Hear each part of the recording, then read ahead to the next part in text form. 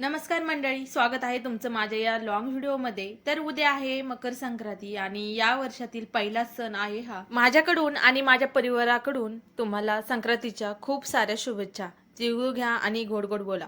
संक्रांतीच्या आदल्या दिवशी भोगीची भाजी बनवली जाते, म्हणजे भरपूर साऱ्या अशा भाज्या एकत्र करून त्याची भाजी बनवली जाते. तर तशीच भाजी मी आज बनवली होती आणि आहोंना टिफिन रेडी करून आहो गेलेत आता कामावरती आणि मायरा इकडे झोपली आहे. तोपर्यंत मला आज थोडीशी क्लिनिंग करायची होती, कारण उद्या संक्रांती आहे.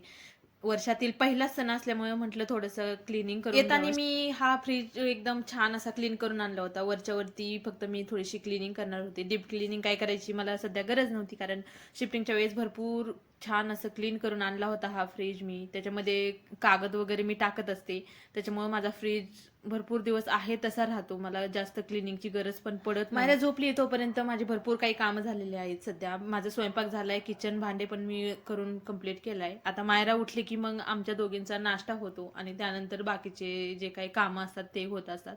आज मी हा फ्रीज क्लीन करण्यासाठी घेतला होता, थोडंसं त्याला क्लीन वगैरे करून घेतला.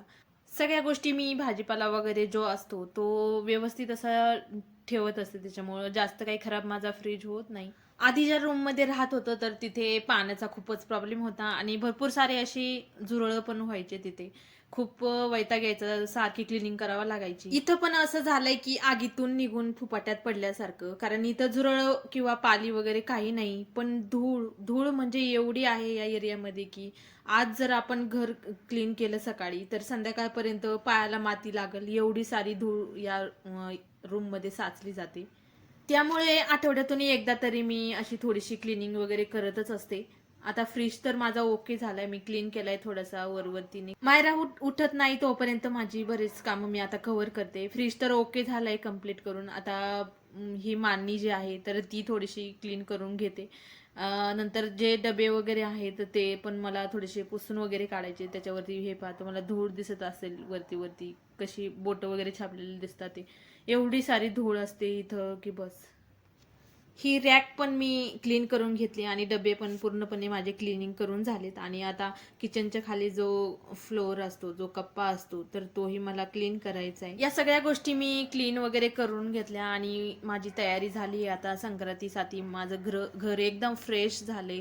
ही सगळी कामं करोपर्यंत मायरा ही उठलेली नाहीये. दुसऱ्या दिवशी आता संक्रांत आहे, त्याच्यामुळे मी सकाळी सगळी घरं वगैरे क्लीन करून घेतले, झाडून पोछा लावून घेतला आणि कपडेही धुवून घेतले. आज काही मायरा नव्हती, मायरा गेलेली आहेत आज पुण्याला आजीसोबत आणि आम्ही दोघंच आहोत. तर तळ्यात मळ्यात चाललं होतं आज पुरणपोळी बनवावी की नाही बनवावी. तर माझं म्हणणं होतं की बनवावी, पण आहोंना वाटत होतं की एवढं अदबत बसण्यापेक्षा नाही बनवली तर चालेल. सकाळी आहोंना तर टिफिन रेडी करून दिलाच होता, बट आता पहिलाच सण होता, म्हटलं कंटाळा करून नाही जमणार. तर मी 10 वाजता मग डाळ शिजवण्यासाठी लावली. 10 वाजता स्वयंपाकाला लागले, कारण संक्रांतीचा जो मुहूर्त होता तो 3च्या पुढे होता. म्हटलं 3 वाजेपर्यंत तर भरपूर सारे कामं होईल. आणि हे नागिनीचं पान आहे, तर याचा यूज मी आमटी बनवताना करणार आहे. आमटीच्या वाटणामध्ये त्याला वाटलं जातं, त्याने खूप छान अशी टेस्ट येते आपल्या आमटीला. आणि आमच्या दोघांचं असं क्रॉस आहे, म्हणजे त्यांना पोळी आवडत नाही आणि मला सार भात आवडत नाही. त्याच्यामुळं असं दोघांपुरतं नेमकं थोडं थोडं करावं तरी किती तेच कळत नाही. जास्तीचा स्वयंपाक असला की जास्त लोकांचा की ते एक वेळी भारी बनून जातं. आणि हे पा मी इथं आमटी बनवली, पण भरपूर म्हणजे आता ती घट्टच होणार आहे, एवढीशी बनवली एकाच टायमाची. इथं मी थोडीशी डाळ पण लावली होती. डाळ शिजली आणि त्याला गूळ टाकून परतून घेतलं. आणि थोडंसंच मी इथं भजे काढण्यासाठी बेसन पीठ घालून हा पहिलाच सण होता की मी एकटी करत होते. कायम मी गावालाच असायची, प्रत्येक सणाला कोणताही सण असो मी गावाला जात असायची. पण आता यावेळी सासूबाई घरी नसल्यामुळं मी हा सण इथंच करायचा ठरवला. पुरण वगैरे वाटून घेतलं मी, तांब्यानीच पुरण वाटून घेतलं इथे, मॅशरचा यूज केलेला नाही. आणि त्यानंतर लगेच नैवेद्य बनवण्यासाठी घेतलं. इथं मला माहीत पण नव्हतं किती नैवेद्य वगैरे लागेल, पण म्हटलं 5 नैवेद्य सोबत ठेवावं.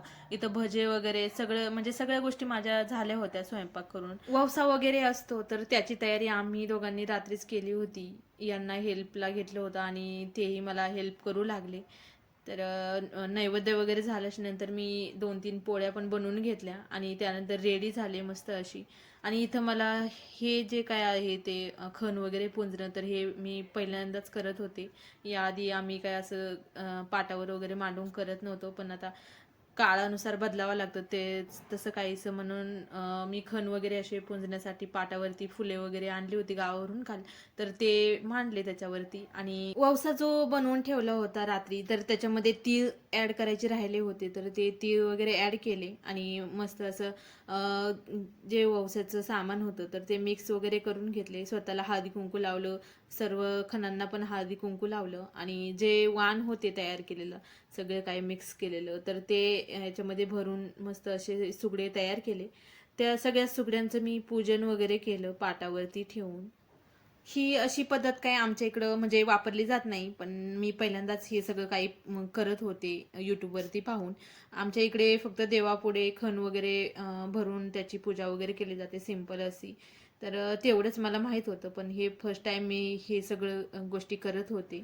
छान असं मी खणांचं पूजन केलं आणि नैवेद्य पण बनवलेले होते. तर देवापुढे हे सगळ्या गोष्टी मी केलेल्या होत्या आणि त्यानंतर आम्ही 3चा मुहूर्त होतं, तर 4 वाजता आम्ही इथून गेलेलो आणि तिथे असं मंदिरात गेलो होतो. दत्ताचं मंदिर होतं आणि तिथे म्हणजे भरपूर सारे असे देव होते आणि या मंदिरात पण मी पहिल्यांदाच गेले होते. माझी मैत्रीण होती, तर तिच्यासोबतच मी गेलेले, कारण इथलं काहीच गोष्टी मला माहीत नव्हत्या. सर्व महिलांनी एकमेकींना छान असं ववसलं आणि खूप छान वाटलं. पहिला संक्रांतीचा सण मस्त असा गेला आणि भरपूर अशा मैत्रिणी भेटल्या तिथेही. आणि असा काहीसा पहिला सण होता वर्षातला, तर तो असा काहीसा आम्ही साजरा केला. आणि तुम्हाला कसा वाटला माझा ब्लॉग नक्की मला कमेंट्स करून सांगा.